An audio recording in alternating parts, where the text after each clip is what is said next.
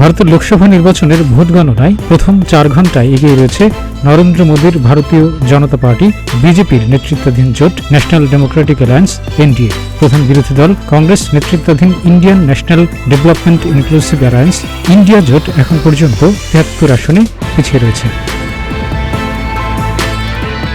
4 June Bangladesh সময় দুপুর 12:40 পর্যন্ত ইন্ডিয়ান এক্সপ্রেসের লাইভ আপডেটের তথ্য অনুযায়ী এনডিএ জোট এগিয়ে রয়েছে 298টি আসনে, আর ইন্ডিয়া জোট এগিয়ে রয়েছে 225টি আসনে।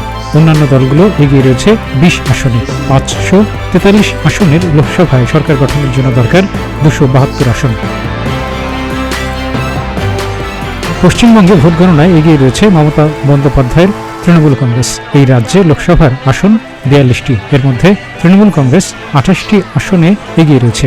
টাইমস অফ ইন্ডিয়ার প্রতিবেদনে বলা হয়েছে, ইন্ডিয়া জোট পশ্চিমবঙ্গে 33 আসনে এগিয়ে আছে, আর এনডিএ জোট এগিয়ে আছে 9টি আসনে।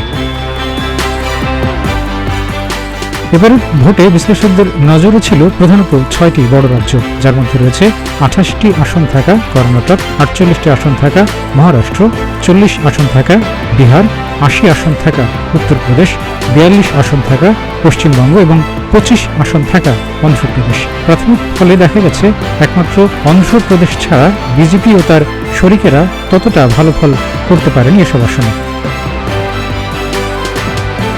কয়েকটি আসনে ভোটের ফলাফল আসতে দেরি হতে পারে বলে জানানো হয়েছে, এমনকি ভোট গণনা গড়াতে পারে 5 জুন পর্যন্ত। 19 এপ্রিল শুরু হয় 7 দফার ভারতের 18তম লোকসভার নির্বাচন। 1 জুন 57টি আসনে 7ম দফার ভোট শেষ হয়। এবার ভারতের মোট 97 কোটি নিবন্ধিত ভোটারের মধ্যে ভোট দিয়েছেন 64 কোটি ভোটার। এবারের নির্বাচনে তৃতীয়বারের মতো ক্ষমতায় আসার লড়াইয়ে রয়েছে বিজেপি। অন্যদিকে ভারতের সবচেয়ে পুরনো দল কংগ্রেস তার হারানো ঐতিহ্য ফিরিয়ে আনার চেষ্টায় রয়েছে।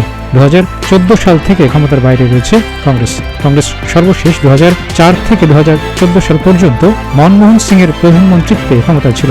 2014 সালের নির্বাচনে জয়লাভ করে টানা ক্ষমতায় রয়েছেন নরেন্দ্র মোদী। ডেস্ক রিপোর্ট, প্রতিদিনের বাংলাদেশ।